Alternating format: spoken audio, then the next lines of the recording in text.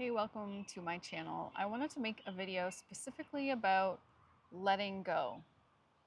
I think that this is a topic that I'll likely reference in the future as I continually share the weekly contemplations of the sun transits of the gene keys and the hexagrams.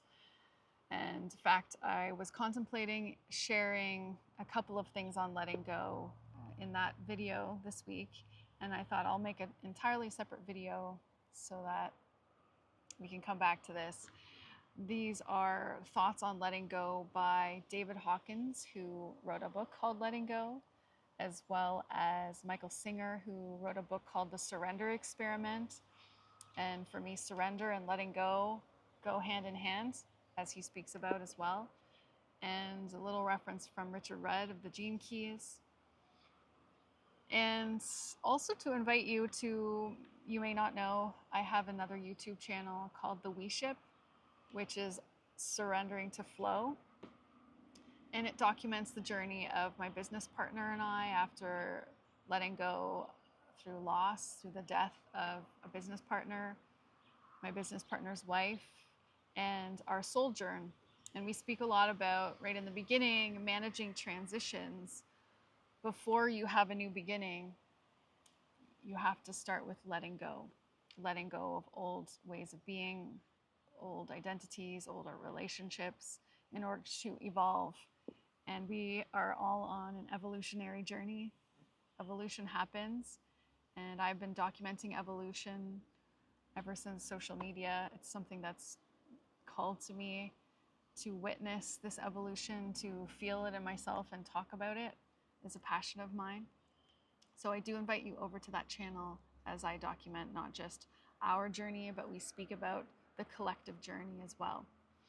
So to letting go, back to letting go.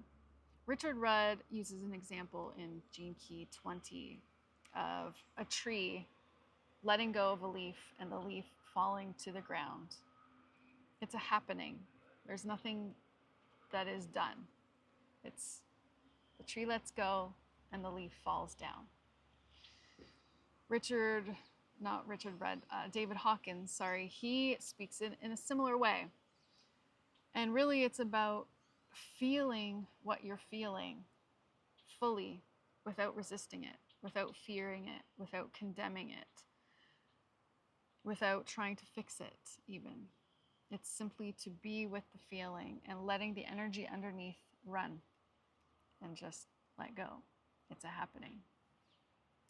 And that's really the first step in letting go, is to, first of all, have the awareness that you are feeling something, and then not to run away from it, not to resist it.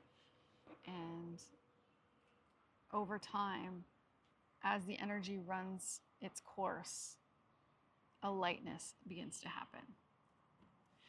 And then finally, Micheal Singer uses this example in trying to explain letting go with a metaphor.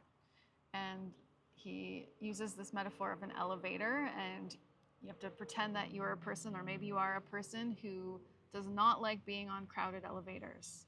And yet you get into this elevator, the man walks in and he holds the door open and he starts letting all these people in. So this process of letting go is described with 4 different levels to how you could react or respond to this situation as someone who is very uncomfortable with being in that elevator and all those people coming on. So level 1 is you react and you express to the man, maybe in an angered state or not, like, "Sir, please do not do this, it's bothering me." Okay, in that situation, you create karma for yourself and for everyone else, and you create more garbage inside yourself, as he calls garbage, or the samskaras, or just basically wounds that we just keep covering up with band-aids, but there's all this garbage inside. And I'm assuming anybody who is interested in watching these videos or attracted to them are here on the planet with the commitment to clear the garbage, as Micheal Singer calls it, inside. And that's who his audience is all about. It's, you're committed to the path of clearing and emptying yourself out of the samskaras and the garbage and the wounds that we all were born with. So this is not about being bad or wrong. And remember, most importantly, about letting go, as David Hawkins says as well, is not judging what we're feeling, or condemning it in any way. So just starting off with that. Okay, back to the elevator. So level 1, we express. Level 2, we suppress. In level 2, the person suppresses their feelings. They don't want to create a scene. They bite their tongue. And this is great. It's not creating the karma, but it's not clearing out the garbage. Level 3 is you accept.